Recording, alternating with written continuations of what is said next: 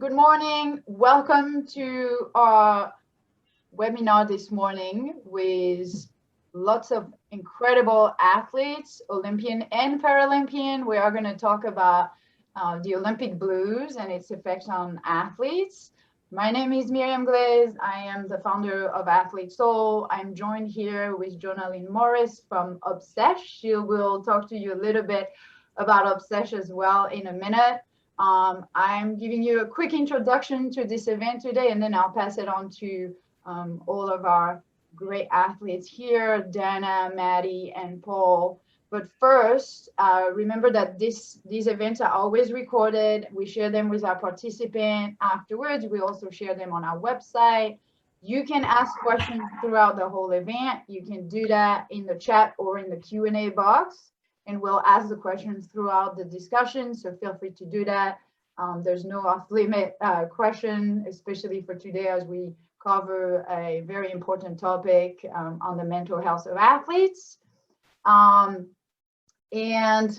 we're going to really go through that discussion, so we're trying to engage everybody. So if you want to share in the chat too, what's your background, if you're an athlete, if you have specific things you want to learn about, please do so as well. So like I said, my name is Miriam Glaze. I founded Athlete Soul. I'm actually an Olympian myself, so I will be discussing this topic as well. I competed in the 2000 Olympic for the French national team in synchronized swimming, and then I had a change of citizenship and competed for the Australian team in the 2008 Beijing Olympics. So that's for my background. I'm going to pass it on to Jonalyn now, talk a little bit about Obsesh and our partnership with Athlete Soul, and then we'll pass it on to our other athletes. So Thank you.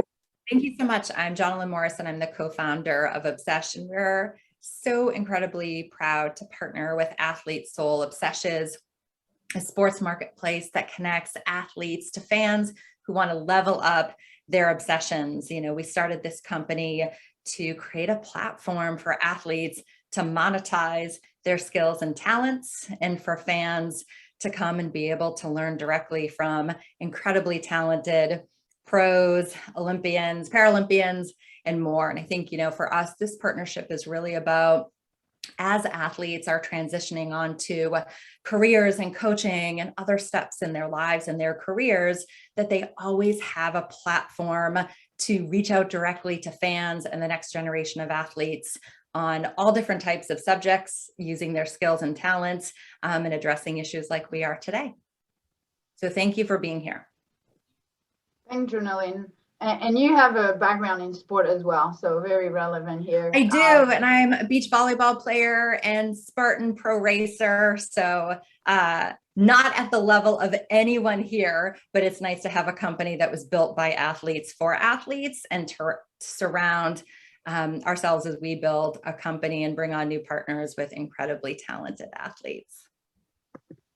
Thank you. And so we're going to pass it on to Dana. If you want to introduce yourself and give us your background in sport. Hi, I'm Dana Mathewson. I am a two-time, it feels cool to say that now that Tokyo's over, I'm a two-time Paralympian for Team USA in wheelchair tennis. I don't even know how many years it's been that I've been playing wheelchair tennis. I started when I was around 13. And I've been a member of Team USA since 2009. And yeah, I love the sport. It's my full-time job now. For a while, I was balancing my athletic career with academics. I also have a master's in audiological science. So this past year, I've just dedicated myself full-time to tennis, and it's been great. Well, that's super impressive. You've been playing for Team USA for over 11 years, 12 years. That's amazing. Wow. Yeah. Well, Maddie, you want to go next? Sure. Hi, I'm Maddie Price. I run track and field, specifically the 400 meters and the 4x400. I competed for Team Canada in the Tokyo Olympics with my first Olympic Games, and I've been running track since around 8th grade. Grew up playing a bunch of different sports, Actually grew up in the San Francisco Bay Area, but have dual citizenship. So I've been competing for Team Canada since I was young as well. And like Dana, was kind of balancing academics and sport at the same time as well. Went to Duke University and did a master's in management studies there and finished in 2019, and then kind of went full time into track and field now as well. Yeah, really excited to be here with you all. Thank you, Maddie, and great timing on finishing your studies like a couple of years before Tokyo. That was well planned. Yeah, perfect timing. Paul, yeah. Hello, everyone. My name is Paul Spiats. I'm Olympic pole vaulter. I competed in Rio Olympics, and before that, I studied in University of Memphis. I'm originally from Latvia, Northern Eastern Europe, and decided I got a good scholarship, and why not use it? You know, went across the sea into University of Memphis. And now, after Olympics, after my professional career, I am athlete success coach for Obsesh, and as well as I have my own company, Pujat's organization, that works particularly for health and wellness. So yeah, that's a little bit about me. Super, and what a great panel, because between the four of us, we're covering quite a few countries here, so that's exciting. We'll be able to have some different perspective on the Olympic Blues. I have to apologize on behalf of Cami Craig, who was supposed to join us today for this conversation, but unfortunately she got sick with COVID, and so she's unable to join us, but just a little thought for her. So I'm gonna jump in right away on this conversation. We're here to talk about the Olympic Blues, and what we mean by that is really this period of low that come after the highs of the game. It's a topic that doesn't have really an official, it's not an official label. It has more been defined by the athletes themselves. And so my first question to all of you guys is really if, as athletes, you have experienced this. So if so, you know, how does it look like? Maddie, you're probably maybe in it if that's the case. Paul, I'll be curious if it happened and what was your experience with it. And Dana, now that you've been going to 2 games, so it'll be interesting to see the comparison between the two. So anybody wants to start with their experience of, you know, post-game Olympic Blues? I can volunteer. So in my experience, honestly, I think it's for everyone, to be honest, but please correct me if I'm wrong, that the moment that you were in Olympics, and I was there for about 2 weeks in Rio, and not many people actually, not many athletes get to be there for more than like a week, I think, or just a little bit over there. So I went there and I was able to stay there for 2 weeks, but it went by so quickly, so fast, which was exciting, of course. I mean, you know, it's full with emotions.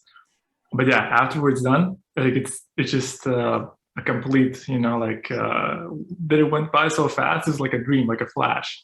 I'm not sure how it is for you, Dana, and for you, Maddie. And Miriam, you experienced, you know, whole 3 Olympics, so you definitely have experience in that as well. So yeah, I'm not sure how it is. Yeah, you can take over, Miriam or Dana or Maddie, and talk a little bit more about it. True. I think that, like, I mean, you train for so many years and you train really hard for the months leading up to it. And then you get there and there's all those like butterflies and excitement about, you know, opening ceremonies and then going to the village and all that stuff. And then, like you said, like, you know, you compete and then you're kind of just done. And then you're like, okay, now what? And I feel like with my sport, I'm a little bit lucky in that tennis really doesn't have an off season, because even when we have an off season, they just call it preseason. And that's basically just the time to get ready for the next season. And the preseason is only from like November to December anyway. So I feel like in a way, I'm lucky in that even though, for instance, with Tokyo is finished, I still immediately went to the US Open, or I just got back from another event. And maybe that kind of saves me from that kind of drop off feeling that you might have. But then conversely, like when I've been at those events, I felt so mentally drained and so tired because you put so much into Tokyo that it's almost like, well, where's my motivation for these events now? And like, I do care about them, but then at the same time, like for this last event that I was at, I just wanted to be home. And that's very different from my usual experience that, but just the mental like burnout that I guess happens. I think, yeah, to your point of, I had an off season right after. I was kind of debating competing after the Olympics and ended up making the call not to, for the very reason that you were saying of the mental burnout. I think physically I was ready to take a break. But on the other hand, taking that off season was really challenging because I felt like I was just floating. You know, with us athletes love routine and love a plan, and you have practice at this time and you do your rehab at this time, and you really have that plan. So I think just getting transplanted into regular life while you're still trying to process everything that had happened, I think I just distracted myself with a million things at home, and I had just moved as well. And, instead of really sitting and reflecting and trying to process it, I just kind of felt a little isolated and had a hard time really trying to process it all, I think. So, yeah. And I think there's kind of two phases. Like, I feel there is this time right after the game where I feel like, now what, just what you were saying, Paul, every day at the Olympics has something special about it, whether it's like the opening ceremony, the village, going to eat in the village, meeting other athletes, competing, the closing, flying back with the team, landing at the airport with the team, some of the celebratory things afterwards. And then suddenly you kind of sitting at home and you're nobody. And there is no goals, there is no like waking up the next day. So it's like that first few days afterwards, it's really empty and quiet. But there's also the more longer term. And it's interesting to hear your perspective, Dana and Maddie, because in my sport, you take a long break after the Olympics. Typically, athletes will take a month, 2 months, sometimes even more. And that's really dangerous, I think, because you really get into the floating period, no structure, sort of kind of wondering what's happening next, instead of having to go back to practice and going. Can we dive in a little bit into more of the emotions and the mental health aspects of that time after the games? Like, I know, Maddie, you talked about feeling isolated. Anything else that you guys have experienced? Also on the fact that you train a lot for many years and suddenly there's a few days or more off, and that has a big impact on your body. And how is this something that you have managed well? Any comment on that aspect, the physical changes after the games? Yeah, I can dive in briefly just because of what you were saying about, kind of on the theme of feeling isolated and that transition.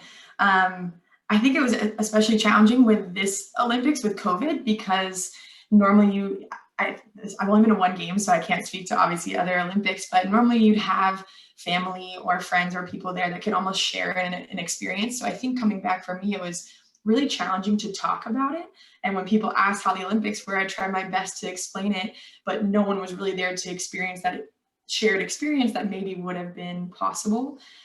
So I really found myself like trying to have a conversation with someone and coming back and crying because I didn't know how to like process it. And I think to your point too about the body transition, I felt myself just wanting to lay down, like not do anything, like barely get up to make breakfast, or tried to get my body moving because it felt so sore and so just drained, but could barely have any motivation to do that. So I think it was the emotional and physical, like the mind and body are so connected with that at that time. So to your question about the physical side, it was just a big calm down for me, and tried to slowly take it step by step, day by day, like move a little bit more, go on some walks with my dog and take that time. It's been a challenge. So I don't know with Dana and Paul's too, if you felt that.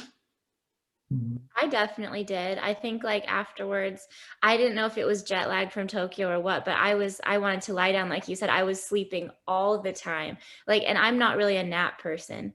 So after it got to be like, more than 2 or 3 days afterwards, when jet lag is usually gone, I was like, okay, something's going on. Because I was sleeping all the time. Like I was mentally, physically, any type of exhausted you could be, I was exhausted.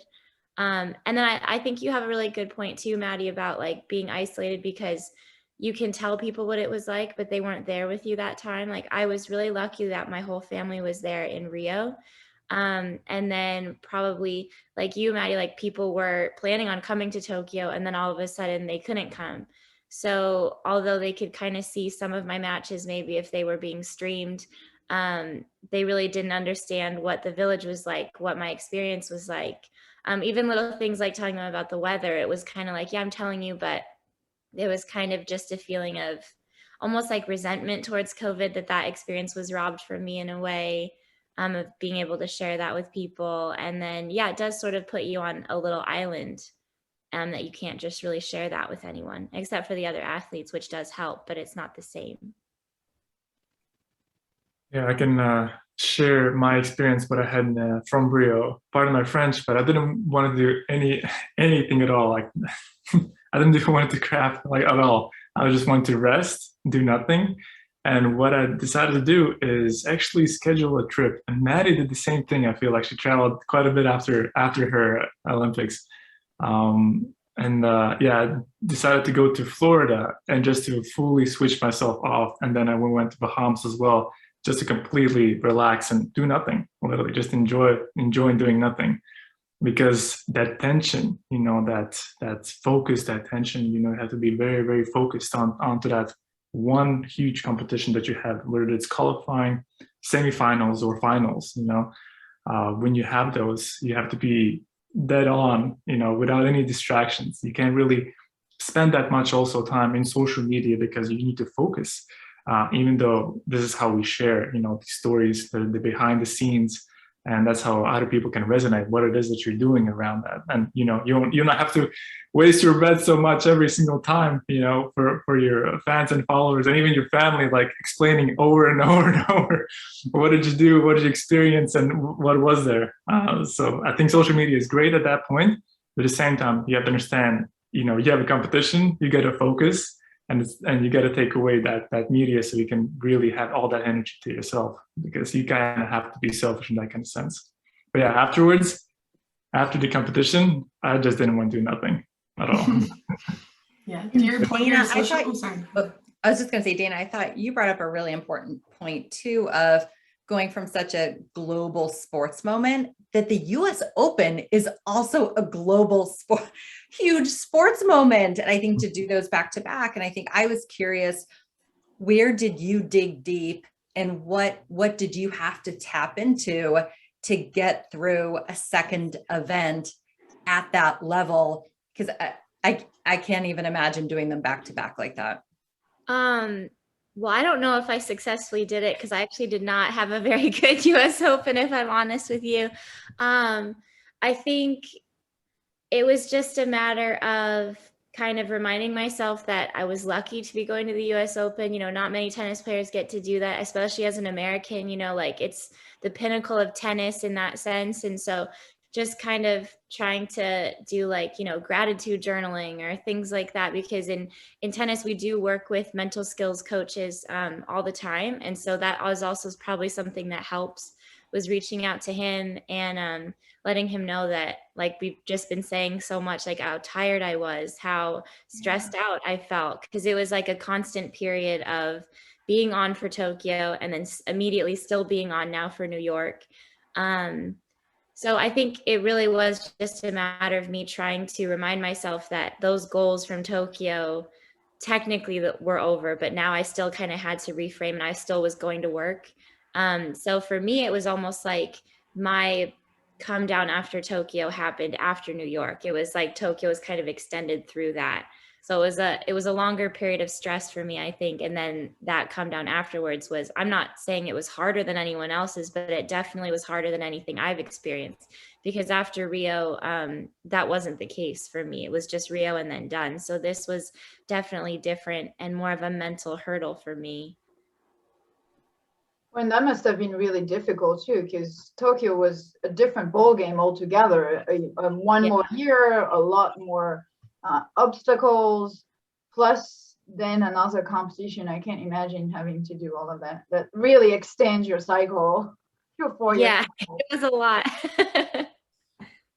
I want to switch gear a little bit on once that moment of recovery has passed, what comes next? So you come back from the games, you take some time to recover, you spend, maybe you do some vacationing, you spend some time with families, and then you get closer to going back into season. Dana obviously had a much quicker transition. But yeah, I'm curious, Maddie, how you're approaching your next season. Did you take time to reevaluate what you're going to go do? Are you setting new goals? Like, how is that process going for you? Yeah, I think it was a big transition to coming out of Tokyo because I actually moved to Austin, Texas. I am joining a new training group. I'm starting with a new coach. So along with like kind of this Olympic transition of Dana mentioned reframing and resetting those goals, it was also this transition of, okay, I'm joining a new group and kind of associating with a new coach and getting into there. But something that I still have to do, and something that I've been doing with my coach all the way since the beginning of college, is doing a goal ladder and really focusing on, okay, what are the few outcome goals? What are kind of two more performance goals, like a time goal for me for track? But the most important part are then the 6 to 12, what we call process goals underneath. And I think for me, the importance is really honing in on those process goals.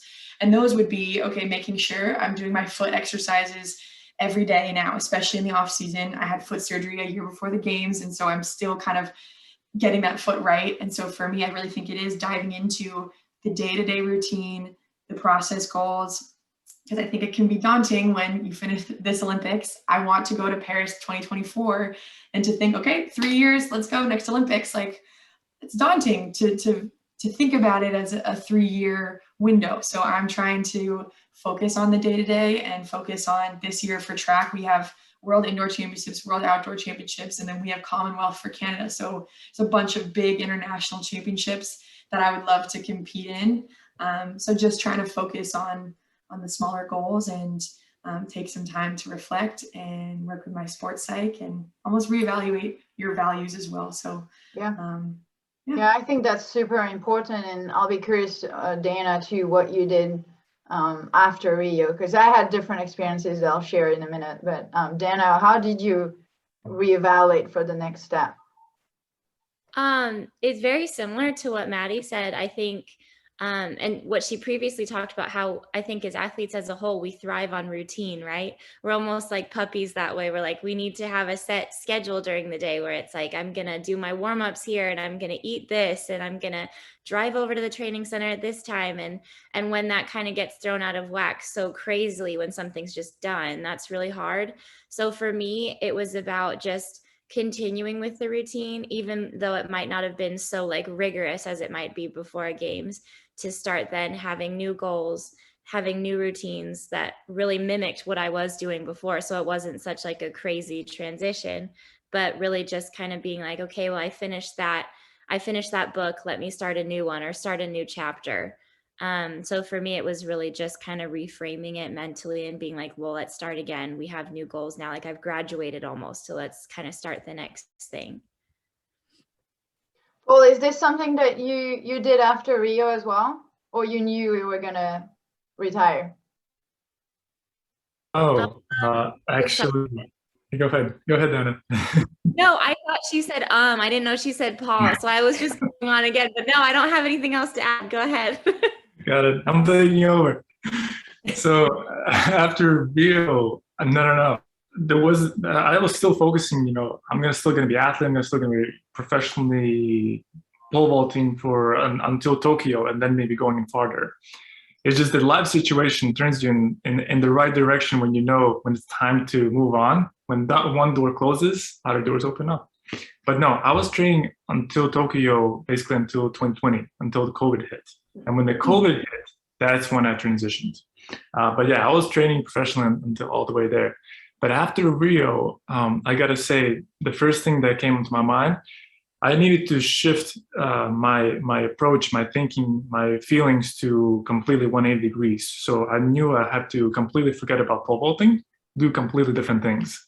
That's one way, because I felt I was overburdened myself, because there's this basically 2 years that was very, very focused with nonstop, training, with regime, the routine that Dana and Maddie was talking about, which is very important for athletes. You have to have like that regime, you have to have that routine, discipline in a sense. But afterwards, you need to also kind of recooperate yourself or restore yourself. And this is where I took completely off. I still train, but I train in different kind of events. I did like a little bit gymnastics, a little bit like bars, did a lot of swimming actually, diving, and just completely shifted my thinking to something else, so I wouldn't burn myself. So I had like a little recovery. So that's what I did. How long And was it that really period of helped. time? How long did you do that for? It was about, I would say I traveled for, I would say, a few weeks. And then I went back to Latvia as well, actually. I think it was a little bit later on, half a year later. And I would say about 6 months, I, didn't really touch pole. I was doing completely different things. Yeah. Well, and Paul, maybe something you might want to speak to also, and I think especially where with Athlete Soul, a lot of people who'll be watching this after are at different points in their careers or thinking about transitioning. And it was sort of, for us at Obsesh, it was not lost on us that as you were making that decision of train for Tokyo or retire, did the opportunity to work with athletes help you at all, so that sort of, fueling that spirit of having other athletes and Olympians around you? And is that, maybe advice you would even, potentially give to people of find a job to keep other athletes around you? 100%. What I did is, I haven't really shared this one, I think, is that I wrote a book when I was training for Rio Olympics. I wrote a book because I decided, what, training is great. It's amazing. But I also have to excel myself in other fields, like learning new things. And a lot of people ask me about nutrition and then food in general. Like they love my food Instagram. I was posting foods there and recipes. And I decided, so many people ask me about this. I decided I'm just going to write a book so I don't have to, use so much time. So that was one thing that I did. Later on, I was focusing on other fields like health and wellness, how to recover the body, because athletes, training is just as important as recovery. The recovery is just as important as training, better yet. So that is something that I was working on before already, since age of 14, from Buddhist monks of how to do breathing techniques to trigger point therapy, muscle myofascial releases, and mindful yoga, how to align your body properly so you feel good, you feel amazing, not only physically, but mentally as well. And then came across an opportunity is, other athletes are starting to interest other younger generations, or maybe even your own ages, and sometimes older people as well. They just want to know, like, what's happening in your mind, what's happening in your head, how are you doing this? And then this is also an amazing opportunity. But before Obsesh, nothing like this was happening. I had like, hundreds of messages on my Instagram and social media, but you don't really make money out of it, right? You just use a lot of your time, your energy, to reply. Of course, I want to help everyone. I'm kind of person like I get a satisfaction when I feel someone is getting a benefit. But there are only a few percentage where like really appreciate that and actually want to, continuously support you. So I think Obsesh creates a natural opportunity for athletes to utilize that skill set, to the next level, where you can, when you do use your time, your energy, you get rewarded on that. Not only you do the impact, you do that, and of course you get the reward as well. So I think that's amazing way how, you can start by continuously do what you do, continuously like train yourself and train others at the same time until you retire. If you ever retire, maybe you go beyond that and never retire. So yeah. I love that you took the time to recover physically, but also try other things, completely like change environment, and really like challenge yourself in a way too. I had a very different experience, at least for my first games. I came back and had a couple of weeks off, and I think we started practice pretty early on. And the majority of my team retired, so I was promoted to a higher level for the next squad. And basically that was it. Like we were, okay, you're in this next pair, you're gonna be the lead pair, and you're starting training for the next Olympic, like 2 or 3 weeks after the Olympics. And there was no thought for, okay, what, let's reevaluate what we want to do. Let's build this project together. My goal had always been to go to the Olympics. I never thought, okay, now I've been to the Olympics, what do I do next? How do I want to like climb that ladder, basically, like you said, Maddie? And so we just like jumped into the training because we had a successful Olympics. We jumped into the training for the next one with no reevaluation. And I can tell you that probably like 8 months later, I was totally burned out, because you can't keep on going without reevaluating where you're at. And I think that's part of this process, right? You've got to recover. You've got to reevaluate what comes next. You can't just keep going.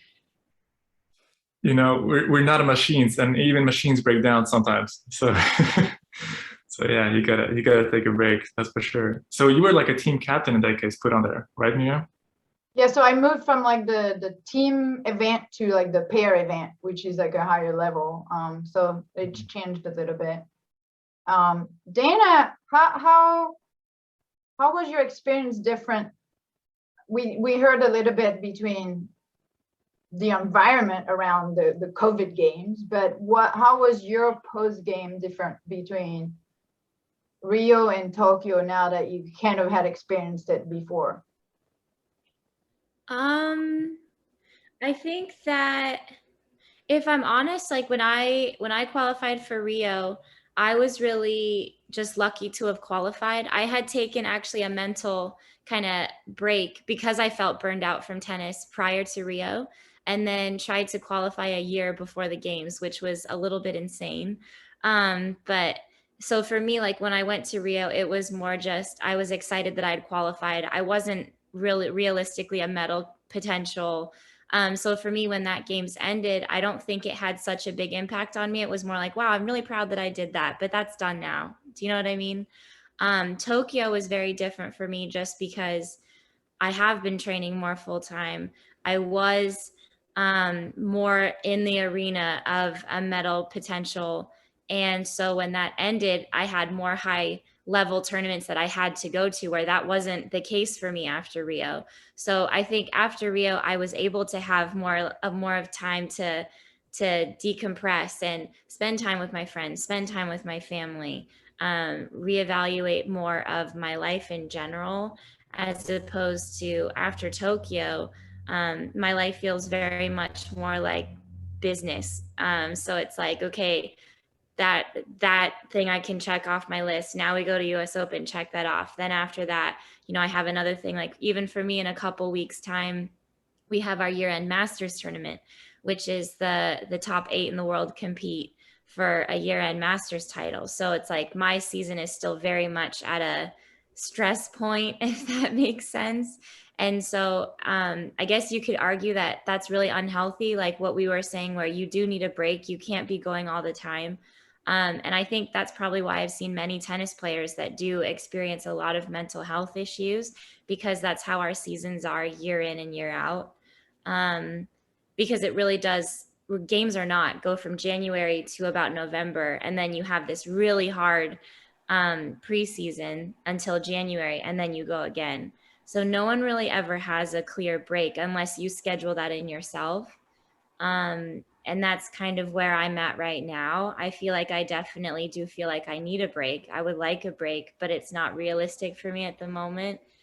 So it's kind of a toss-up. I don't know if you guys have experienced this, where you're kind of seeing your potential getting better and better, so you don't want to take that time off, but then you also kind of feel like you do need it. And that's kind of where I am at the moment. Definitely. I was going to ask kind of a follow-up too. You mentioned gratitude journaling, and obviously your season, especially with tennis, is so unique in that you just keep going. So what do you do during the season in between these big tournaments to try and give yourself that respite and that time if you don't have that kind of bigger break? It's a really good question. I feel like I wish I had just like a really good answer. I think a lot of it is just trying to have that daily mental practice, which is something I'm working on with my sports psych, and something that I'm not great at yet. But really kind of just being appreciative for, family, for my boyfriend, for my friends, or taking the time to go have lunch with a friend, like break up the monotony of what our training life is. Cause I'm sure you guys can all relate. As much as it's nice to have our routine, it's really monotonous at times, and it can be really lonely because like you have to, not go to certain parties or not go to different events because you have to train, or, things like that. So I think for me, it's trying to find a balance of being able to go and do those things, being able to appreciate being on the road. I think what helps me is that when I'm at different tournaments, I get to see some of my friends that I don't normally see. So there are things that I kind of get to look forward to. But I'd be lying if I said that during the year, I don't feel like just exhausted and I wanted to have a complete month off. There's definitely like ebbs and flows where I'm really excited about traveling all the time. And then there's going to be another period where I'm like, this sucks. I want to stay home. So I guess I'm lucky that it goes like this and it's not just like this all the time, but it can be really mentally exhausting. Well, I think you bring up a good point. And we were talking a little bit about earlier before the panel started. Not that I say use the term early intervention, but creating habits earlier in your athletic career. And I think, one thing we brought up was, the NCAA putting out research that especially with COVID, athletes, faced mental concerns at rates of 150 to 250% higher than historically reported by the NCAA. And I think for even the next generation of athletes and collegiate athletes who, some of them will go on to the Olympics, but just having March Madness or some sort of NCAA final or these big sports moments, are there things that you wish you could almost say to your younger athlete self when they were in junior high or in high school or training or going into college that could potentially create those breaks or habits in addition to all of the training and performance and nutrition and workouts that are important as well? Yeah, that's a great question. I was thinking about this earlier. I know one thing in my injury last year, I ended up doing a lot of work on the mental side because I couldn't run. And so I was like, okay, how do I improve still in sport and in performance? Let's focus on working with my sports psych. And one of the things we really focused on was understanding like who I was outside of sport. We are all defined by sport in so many ways because we've been doing it forever, and it's made us into who we are, and that's a special thing. But at the same time, like we are humans first, and so understanding what our values are, what are our priorities, what are our like hobbies and interests outside of sport, really allowed me to, when it got to the Olympics, whether I made the team or not, I knew that I wouldn't be either shattered and broken if I didn't make the team, or it wouldn't be like this. It's a very huge thing in my life, but it's not the end all be all. I hope that there are greater things to come than the Olympics as well, because of like kind of understanding who I was. And so I would say to any young athlete, trying to take the time to like even Googling a list of values, and trying to see, okay, what do I prioritize in life? Like family, commitment, lifelong learning, like do I really enjoy school and take a class on the side? So I think to combat that pressure, those NCAA environments that you mentioned, Jonathan, I think really taking the time to understand who you are outside of sport would be a piece of advice that I know helped me later on when I was competing in the Olympics too. I felt a lot more calm and ready because I had taken a lot of the pressure off and understood like, this is something I want to enjoy. This is something I get to do. Like Dana said, that gratitude for being there in those moments. So that's what I would say with the values and identity outside of sport. I completely agree with that. Like we talk about that a fair amount, like with some of my friends on the tennis tour. For some of us that have either gotten like degrees outside of tennis, or whether it's even something as simple as you've started a relationship or something like that, you have something at home, something different. And that when you have something outside, at least I can obviously only speak to tennis, but I think it applies to everything, like Maddie was saying, that if you lose, say a big match or a big event is over or whatever, it's really not the end of the world because you realize who you are and that sport is just a small facet of who you are. It might be a big part of our identity, but it's not like our whole identity. So for me, I think going to school, having that other part of my brain kind of stimulated, or something that was really meaningful to me, was really, really important, because I realized that sport wasn't my whole life. So I think what you said was like probably the best advice you could give someone. I want to add something to this one as well. Dan and Matt, amazing input that you put in there. That, you know, a lot of times athletes feel like this the only thing they have, you know, and they have to be all in that one, like putting all their eggs in one basket. But I got to say, from personal experience, and I think Miriam can also have, you know, a great experience in this. You know, sports is only one phase in your life. Like, it gives you such amazing opportunities. It opens up your world, you know, to a whole bunch of opportunities afterwards. And then you can create something amazing after, you know, when you get that Olympic status, you know, you get to compete in the world stage. But you have other passions on the side. Like for me, example, I had health and wellness that I want to work with continuously, like improve and help other people through it. And this is literally what created my opportunities, you know, to create, you know, your own organization, just like Miriam.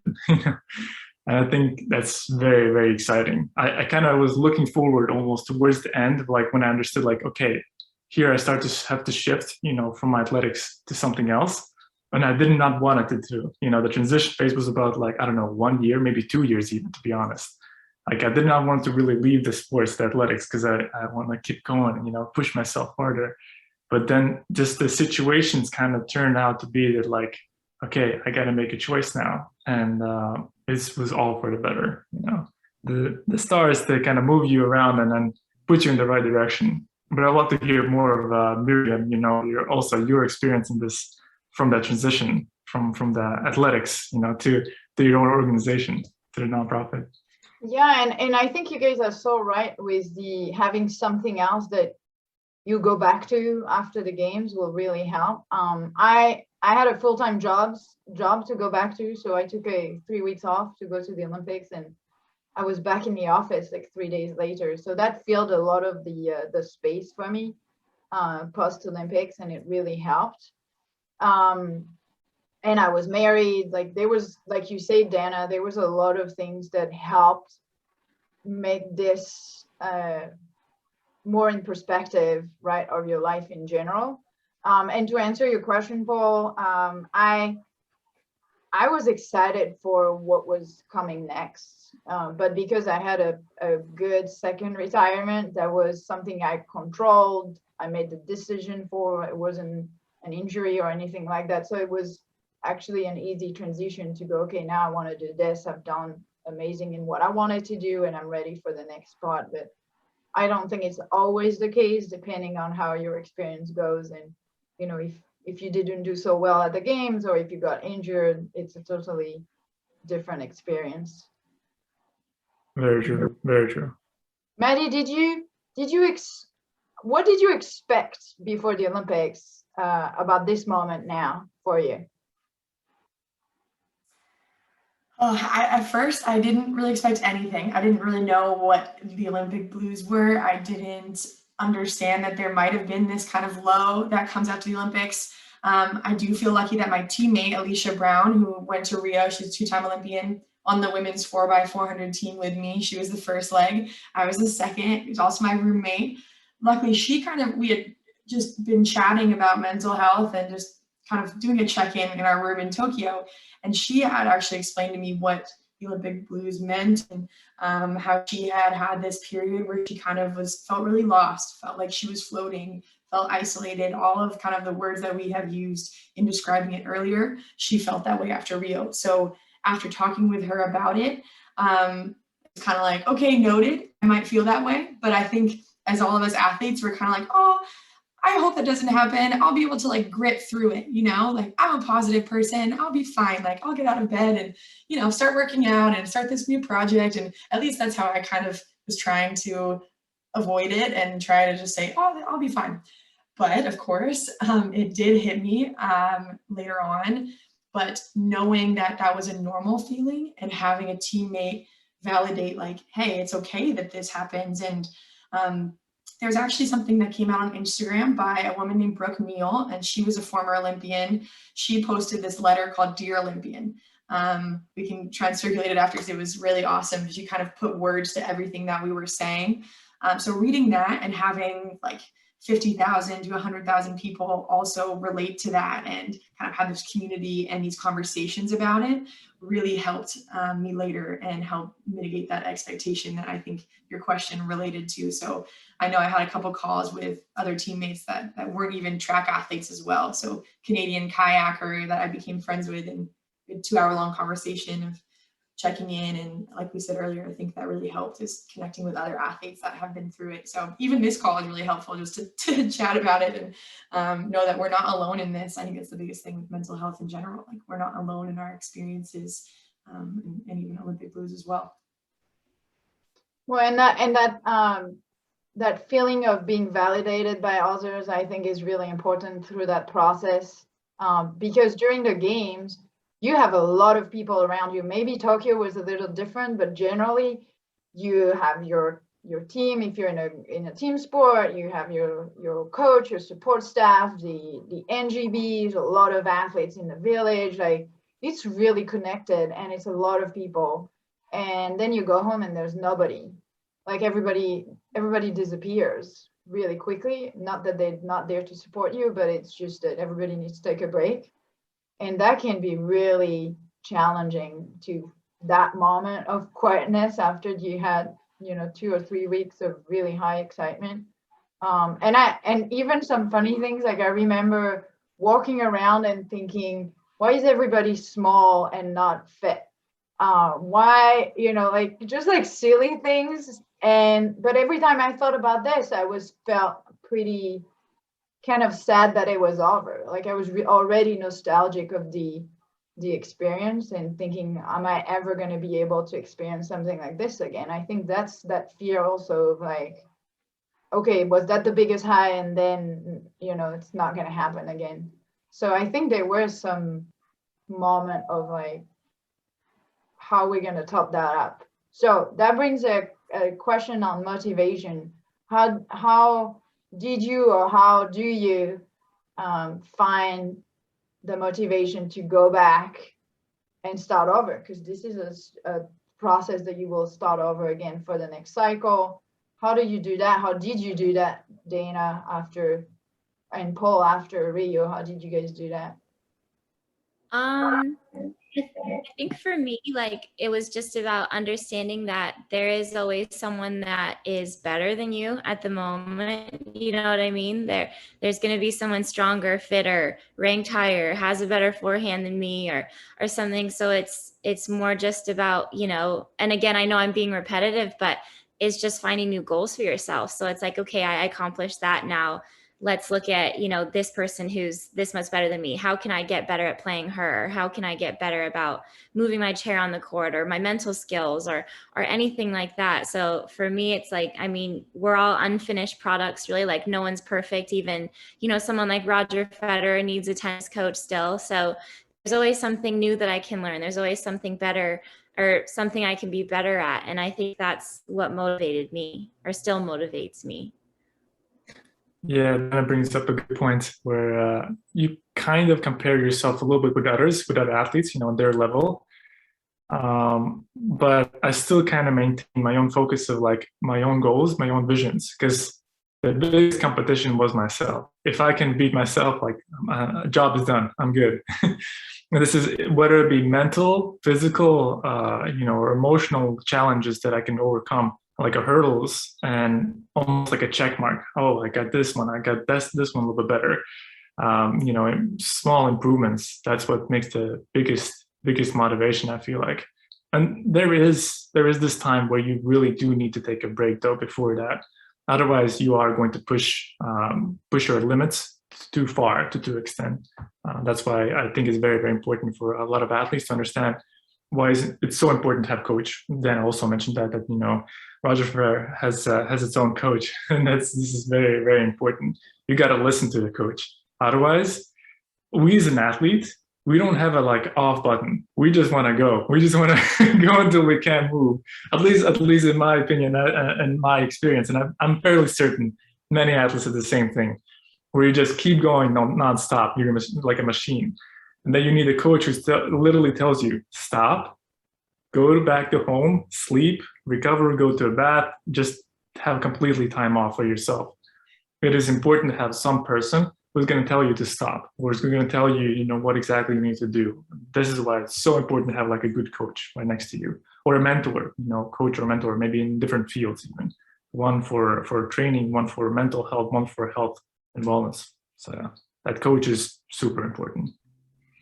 What about you, Mary? I'm fairly soon. I think I saw you as well. Like, there's no off button right now.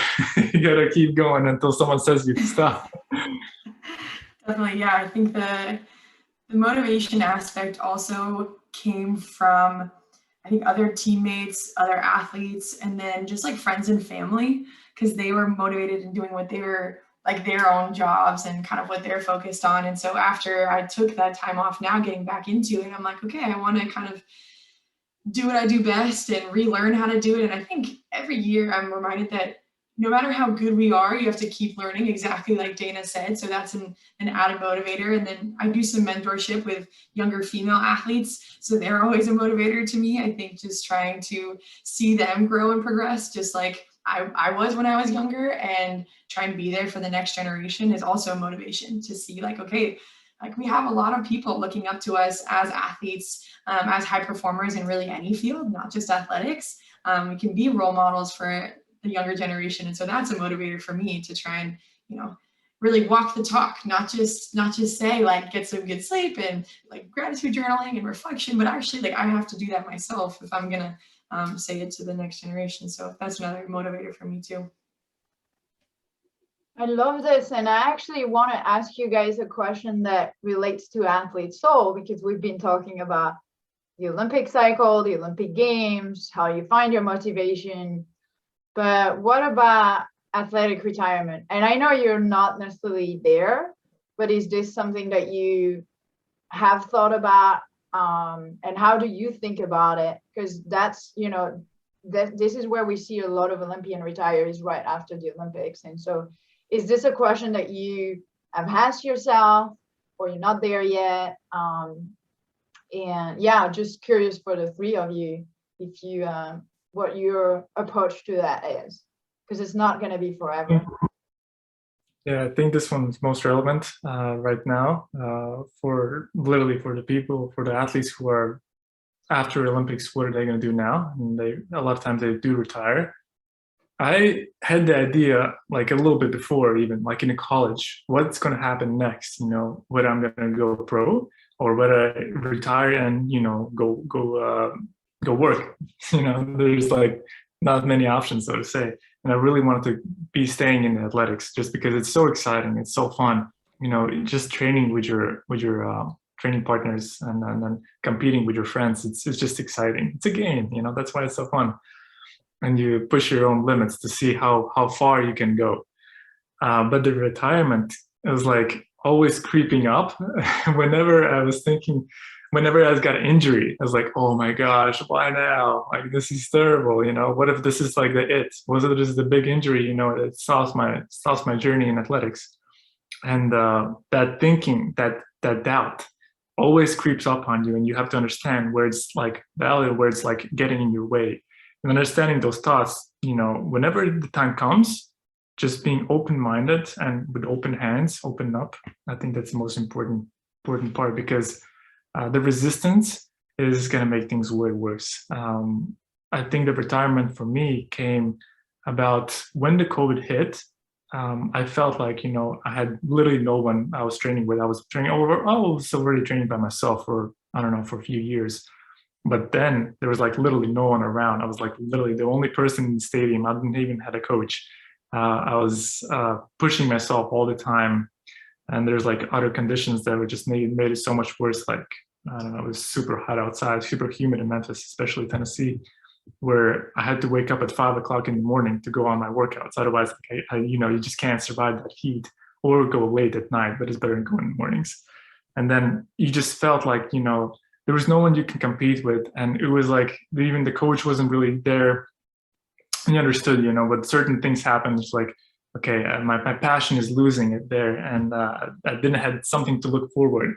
And there's other things that was already on the side. It's like I was looking excited. I was like really excited about other things that was on the side, and I was like, you know what? Maybe I should start thinking really seriously. Even though I really wanted to push myself, and I did it for about 1.5 to 2 years. And then, you know, when you do something over and over, and there's no results, so to say, it's like insanity. You know, that's why you got to make a choice where you can move on and then do something that's actually gives you happiness, gives you joy. Because this life is short. You got to make sure you enjoy what you do. What about you, ladies? How's your experience? I mean, I'm still planning on continuing, so this retirement is not quite on the horizon. Fingers crossed. You never know, but. I think to what you said, Paul's about trying to find something that brings you joy. I know as athletes, a lot of times we have to have side projects, one to just afford to do this full time. And so it's been fun to like kind of dip your toe into all these different things. And I know, Dana, obviously we all went to school as well. And so that was cool to be able to kind of try and use those skills. But I think in this off season, I have found myself really like doing a lot of research into different things. I know I'm excited to like get even more involved with Obsesh and be able to kind of work with my community and fans out there as well. That was kind of on hold, I feel like, before the Olympics. So it's fun to dive back into that because it's challenging when we haven't really had a lot of, I haven't had any really internships or opportunities to really see what's out there in the work world. And so it can be challenging when people say, okay, after sport, what are you interested in? I used to just say like marketing, and that is a huge umbrella term. Like marketing encompasses so many things, and I'm still kind of interested in that, but I have no idea what that day-to-day marketing role might look like. So I think it's exciting to maybe try and find like shadow opportunities or part-time gigs where you can dip your toe, at least right now, while I still have hopefully three years to Paris, and hopefully a couple, maybe a few more after that, we'll see. So yeah, grateful for like Obsesh and these smaller opportunities to learn and grow in these other companies. But yeah, Dana, how about you? I want to add something to here. There were about like 5-6 different things that I was doing on the side until like I actually found my thing. Like there's many things. Also, it was actually like one of them was marketing. One of them was real estate as well, like a whole bunch of shit that I did not use. It is so important to explore and like really experience like something that you're really passionate about. So yeah. I think athlete side hustle is the next panel topic. I'm like writing that down, like that's the next topic. That is the next topic. I like athlete side hustle idea. I think that's pretty good because we all do like random little things that we kind of dabble in. But no, I mean, I think you're always kind of thinking about like, what am I going to do after I retire? It's always in the back of your head. I know for me, I actually was planning on retiring after Tokyo. And then for whatever reason, my ranking has gotten better. And so for me to break into bigger tournaments is more realistic now. So now I'm like, well, I can't retire now. But I think a lot of people have that kind of battle within themselves, like, okay, this will be the end. And then once that actually comes, you're like, oh, but maybe not. And then you kind of rationalize like, oh, but I could go a little more. So yeah, I think like everyone else said, a matter of being realistic about like what else makes me happy outside of sport, kind of dipping and dabbling into different things, finding what makes you happy. That's definitely something I've tried to do. And I think it's probably the best thing that you can do to kind of prep for when sport isn't our main mode anymore. There are so many people out there also willing to help, I found. To your point, Dana, of like trying to dip your toe. Even I feel like I've reached out to so many people, even on Instagram, like a DM or on LinkedIn, and especially when I was in school, just to like see how their career went, what they did post-sport, or even panels like this where you can hear different experiences. And that's the cool part, that so many people now, especially after COVID, are so willing to share their experiences and help others, and especially virtually. It's cool to see. And Maddie, just let us know if you're ready to start as the Obsesh marketing intern at 12 noon today. I will. I'll let you know. I'm gonna send you an email right after this. I was like, I think I have 10 things already you could do. Okay, thank you. Just checking. Perfect.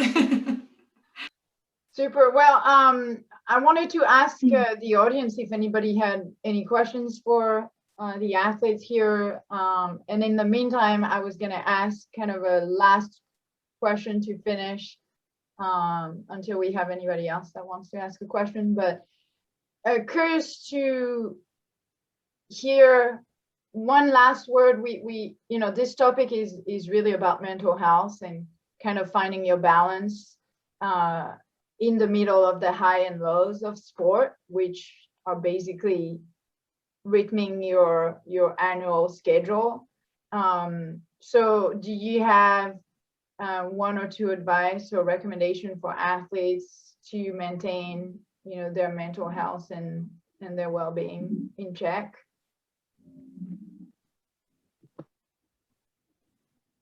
Yeah, from my experience, I think it's important to read or have mentors. First of all, if you have mentors, super amazing. It's particularly for those who already experienced something that you're going through. That's the quickest and fastest way how you can, you know, make sure you're on the right path and not be confused.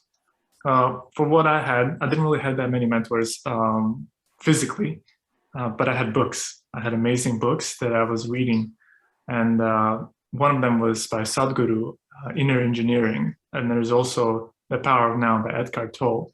And these books, there's also a couple of more, actually. Honestly, don't limit yourself. Read as much as you can. It's the key of really understanding your emotions, your feelings, what you're going through, and understanding where you go through.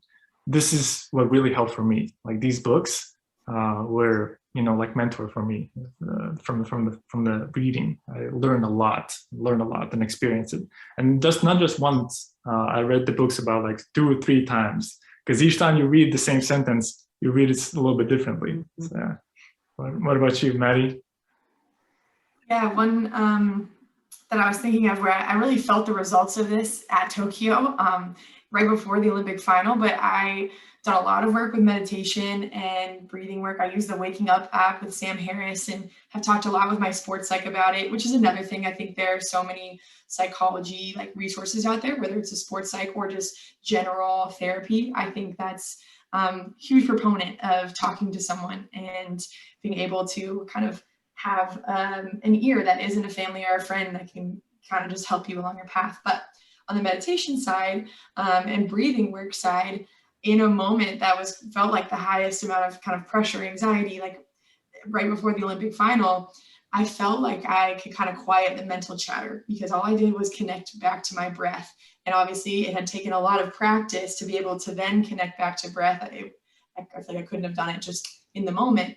But that was something that I think whenever I've felt really stressed or really had a hard day, just trying to connect back to my breath, maybe reaching out to my sports psych, reaching out to a friend. And like I said earlier, lastly, knowing you're not alone, I think is the biggest thing in relating to mental health. There's always going to be someone there who's either gone through a similar experience and is willing to talk with you about that, or is just like there as a resource or a listening ear. So those would be my kind of 3: meditation, sports psych, or therapy, and then knowing that you're not alone and there's always people that are going to be there, including all of us. So yeah. I mean, I can't possibly top that. They said all of like the right things. But yeah, I mean, I think to both of their points, like be open to have mentors, be open to talk to people, listen to what they have to say, but then equally be willing to share. I think that for a lot of us, you might be feeling certain things, but you feel like, you know, I'll sound silly if I say that to someone, or it makes me feel weak or whatever. And I think that there's strength in opening up to people and being vulnerable. And then you find these communities like we're talking about here, where you're really not alone. And so many people are actually going to be like, oh my gosh, I feel that way too, but I was afraid to talk about it. And then you have a community around you, which actually can strengthen you and support you. So yeah, between mental skills stuff, like Maddie was saying, with the meditation, mindfulness, all of that, which I desperately need to get better at, but I'm working on, it does help. Between that, finding different things in your life that make you happy outside of sport. I think if you're willing to kind of expand your bubbles in terms of the people around you and the activities that you do, you'll be able to kind of not hyper focus on one thing. And that, I think the hyper focus part is what can lead people down maybe a darker path. If you have other things that bring you joy, the odds of you feeling happier more often will probably be higher, I think. Amen Perfectly to that. said. Yeah. Yeah, you added so much more. That was We didn't say it all. I was gonna add, just going to nature, or like I remember for me, like just going to the mountain. If you do like an indoor sport, pool where you can't breathe and it smells and it's loud, just being able to be outside and in a quiet place is a huge. For me, it brought me a lot of balance. We do have a question for you guys. What was your favorite and least favorite part about your Olympic experience? It's a good question. I think weirdly, I mean, aside from the obvious, thing where you're representing your country, you're on the biggest stage you can be on for sport, like that's the cliche and true favorite part of it.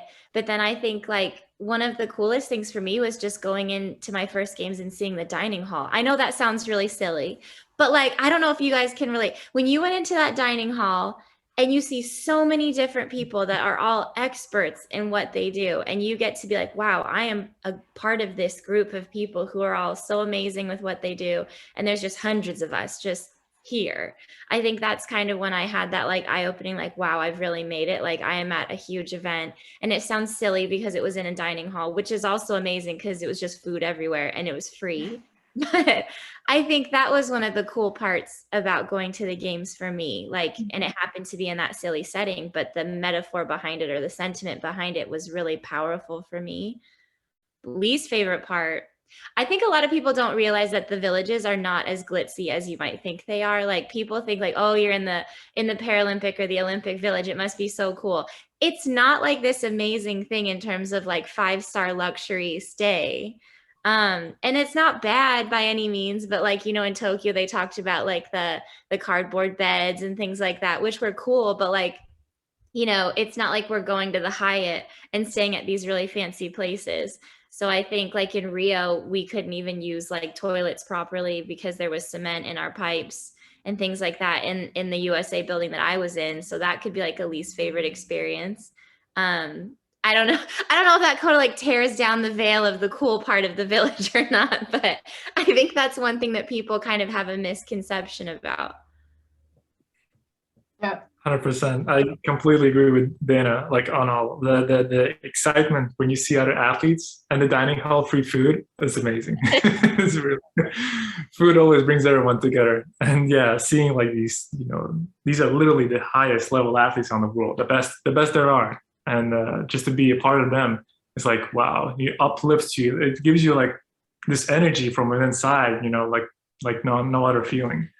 And yeah, I think you hit 100% then on the spot of like the least exciting is it's not a five-star hotel. It's not like, the Ritz Hotel or anything like that. But I think the experience when the athletes bring and just the energy around, especially in Rio, when we had these thousands of people around you going into the stadium, it's just not like other feeling. It's just overwhelming. It's like in a good way, and understanding, going into the warm-up stadium or into the real stadium and understand like you made this. You've put in so much work, so much effort, and it's paid off. You're here. Enjoy it. Have fun. Celebrate it. So yeah, that was my experience. What about you, Maddie? I just had to add kudos to NBC on the coverage for the Olympics and the Paralympics. And I think to be on the other side and watching as a fan. And I think, Maddie, we sort of joked, we would, kind of get on conference calls. I'd be like, please hold, I'm watching it over and over, the 4x4 relay. And I think there was just something about when the four of you got to come in and sort of be like, see that shot of you when you entered and when you were announced, and like really see how you reacted that in that moment. And then being with your team, waiting to hear results, right? And being able to watch those moments or see sports that you might not have, normally seen being televised. I think that was so incredible to see from the fan side, that in your rawest moment, for the world to get to experience that with you, and then to see and hear the interviews after, I think were incredible. And I think a lot of us took a lot of very inspirational takeaways, and even something very simple, Maddie, is when you said, all I thought of was my coach had a plan and I stuck to the plan. There was nothing fancy. I didn't do anything last minute. I had a plan and I stuck to my plan. And I think it's just sort of a reminder that all of these athletes, and I think at whatever moment that they're at, collegiate, in the sport, and especially going into retirement, that takeaway is incredible advice to give to someone one day, right? So I'm excited that Athlete Soul and Obsesh have that opportunity to sort of come together and make sure that athletes who want to continue on and work with other athletes or find other careers or give back to other people have those platforms and ways to find other athletes to get advice, and whether that's helps you in your career, gets you through a really hard day, or especially I think, Dina, your platform of if you were just someone who thought maybe I wouldn't qualify for this, or maybe I'm not right for this, so that inspiration to get out, that you might not even realize there's a sport for you, or that you're at the level that you could compete at that level. Yeah, the media did such a good job. It was so cool to like share that with the world, especially when the stadiums were empty. The fact that like I really felt like we could feel the energy, and that was kind of Paul's mentioned it. One of my favorite parts too was walking into the stadium, and like granted it was empty, but there was such an energy in it because you knew that the world was watching, one, and like all of our families and community at home were watching.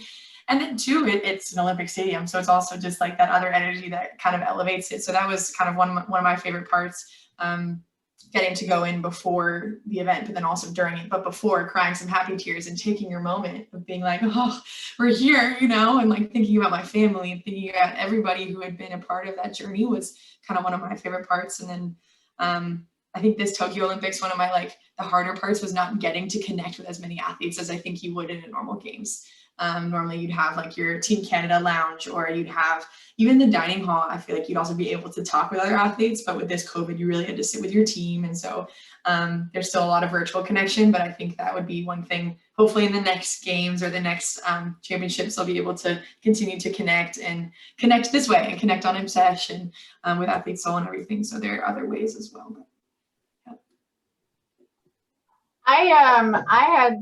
I have two kind of least favorite moments. Maybe I'll start with that. I had the experience of a normal games. So synchronized swimming is at the end of the games, literally like the last day. So my least favorite part is the fact that everybody starts to party when we're still trying to focus for the competition. And it becomes really challenging to stay focused on competition when everybody's starting to loosen up around you. So that was kind of a difficult one. And I think one that's not known at all is the leading up to the opening ceremony, which probably was one of my favorite moments. They have to transport, 10,000, 15,000 athletes from the village to the opening stadium, the opening ceremony stadium, and then you have to wait for the whole ceremony to happen. And it literally starts at 2 p.m, and you don't walk onto the stadium until I think it's like 10:30 or 11 p.m. That was definitely my least favorite part, just the waiting, even though you with other athletes and it's the hype of the games, that waiting was super tiring and really long. And I don't know that a lot of people know about that, but then you walked into the stadium and that was amazing. And for someone who participate in a sport where that's really niche and where there's very few spectators, being able to walk into a gigantic stadium full of people and even the swimming pool full of people was absolutely amazing. Yeah, so hopefully that answered the favorite and least favorite part of the Olympics. We're kind of running out of time. We don't have any other questions, so I'm gonna. There's one more. You have another question? Oh yeah, I think there's one more question on there. I don't know. Yeah, timing. Oh yeah, that's a good one. Tell us about your homecoming feelings getting off the plane to family this year after the Olympics. You brought the world together as athletes after a pandemic. How did it make you feel? So that's specifically for Dana and Maddie. I don't think I'm the best person to answer this because I went directly from Tokyo to New York, and then I just came back here. So I actually haven't seen my family since I competed. So, but I mean, that in itself is kind of sad, but it's just kind of made it feel like I'm just, you know, still in work mode, I guess. I'll get to see my family around like Christmas time. So that'll be exciting to see them then. But yeah, I haven't really had that experience yet. So maybe Maddie can answer it a little better. Yeah, mine was, I mean, somewhat similar. I was able to see my mom and my grandma, which was really special coming off the plane. But in classic COVID manner, they were basically like kind of way in the parking lot and not like in the normal area where you have kind of like a lot of times TV crew and the whole like thing, because we flew back into Canada. But it was so special to see my grandma for the first time in like a year and a half, 2 years because of COVID. And see my mom was really, really special. Just they had Canada flags and gave a big hug. And then saw my sister just recently as well. So yeah, it was really special to see a few of my teammates also kind of hug their families for the first time in a year. Like there was a lot of sacrifice for so many throughout COVID. But I think like a lot of us couldn't get home because there was such a risk of flying home to see your family for Christmas. Like I didn't go home for any of the holidays last year at all. So I think seeing my family was a special thing, especially after the games. It was such an emotional thing. I wish they were there to see it. So it was cool to like hug them and kind of embrace them after that time. So yeah, it was special. It's definitely been a special time for all the athletes. And, you know, for example, the Australian athletes flew home and they were put in quarantine for 2 weeks in Australia in their states. And then a lot of the area, for example, around Sydney is on lockdown. So a lot of them still have not seen their family to this time. So I know the situation is different for every country and every athlete, but it's been a lot more sacrifices than we've had before previous game. And it's been really, really my hats to you guys for participating in such a incredible event in the middle of a pandemic, because I don't know if I would have done it, to be honest.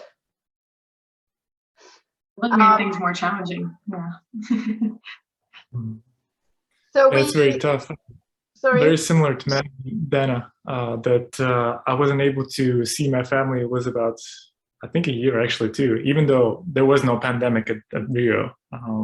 I was lucky enough that my brother and my father was at the Rio Games, but I couldn't see my family after later on. I know, Maddie, your family is most in Canada. I think a part of your sister, right? So that's a little bit harder. And same thing for me. My family is all the way back across the ocean in Latvia, so I didn't get to see them. I think, Miriam, you probably have something similar as well. I think your family is in France, right? And you were in the States, or in actually Australia. Oh yeah, I was always far away, so that was part of the element. Yeah. But I think it's the reality for a lot of athletes, because of the travel, because of where you train. You know, you're always away from family. And for me, I was away from family since I was 14 years old. So I think that's also part of the lifestyle. You know that you coming home only a certain period of the year. Very true. Yeah. Almost get used to it. You don't really have a home anymore. Exactly. Wherever you travel, that's your home. And Dana, you're probably on the road all the time anyway, right? Yeah. I mean, it's ongoing. Yeah, I live out of a suitcase. Well, guys, we definitely went over time. This was a really interesting and fun conversation, and really appreciated the time all four of you took to participate in this conversation and share a little bit of your personal time while you're resting with Athletes Soul in our community. And really thank you for everything. Thank you, Jonaline, for putting us in touch. And we are very excited to partner with you guys and do more to help athletes and retiring athletes. Can't wait to get our incredible athletes. I just hope Dana can go take a nap now. Me too. Thank you all so much. Take care. Thank you. Thanks to all of you. Okay. Bye, Thank you everyone for sharing your stories. It was very interesting, very passionate. Awesome. Seriously. Bye. Good day, guys. Thanks.